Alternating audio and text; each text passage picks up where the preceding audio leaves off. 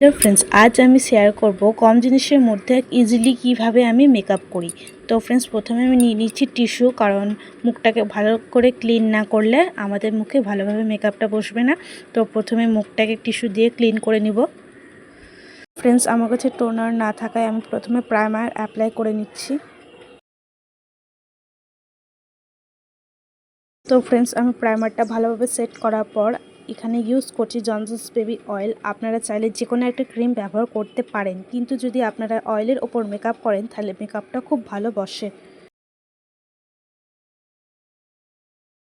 তো ফ্রেন্ডস, অয়েলটা ভালো করে মাখার পর আমি ইউজ করছি কনসিলার, আমার মুখে যে কালো কালো ডার্ক সার্কেলসগুলো আছে সেগুলো ঢাকার জন্য।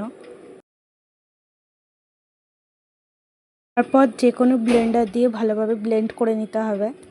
আমি এখানে বিউটি ব্লেন্ডার দিয়ে ভালোভাবে ব্লেন্ড করে নিয়েছি। তারপর ইউজ করছি ফাউন্ডেশন।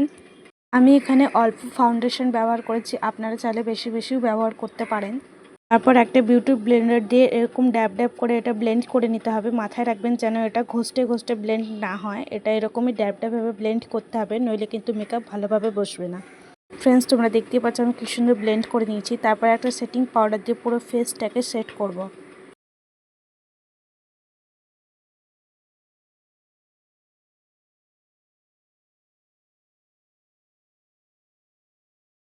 ফ্রেন্ডস, পাউডারটাকে ভালো করে সেট করার পর চোখের নিচে কিছু পাউডার রেখে দেবো যাতে কোনো কালো কালো দাগ না ওঠে।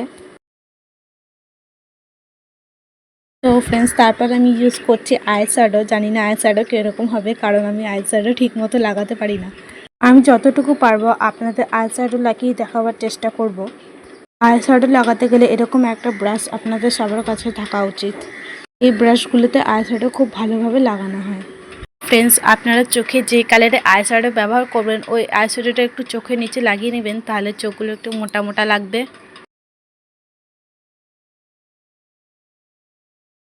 ফ্রেন্ডস, তোমরা দেখতে পাচ্ছ আমি আইলাইনার পরে নিয়েছি। তারপরে ইউজ করব মাস্কারা।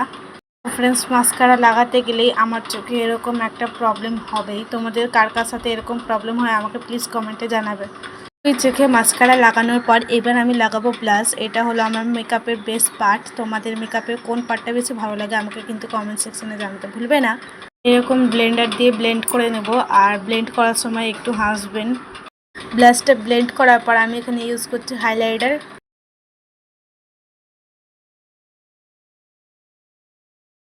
আই মেকআপটা যেহেতু আমার সম্পূর্ণ হয়ে গেছে, তাই আমি নিচের পাউডারটাও ব্লেন্ড করে নিলাম। ফ্রেন্ডস, মেকআপটা ভালোভাবে কমপ্লিট করার পর এখানে আমি ইউজ করলাম মেকআপ ফিক্সার। তারপরে ইউজ করে নেব লিপস্টিক।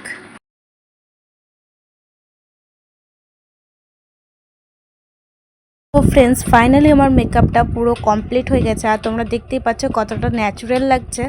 আশা করি ভিডিওটা খুব ভালো লেগেছে। ভালো লাগলে লাইক সাবস্ক্রাইব করতে কেউ ভুলবে না। দেখাবে নেক্সট ভিডিওতে। টাটা।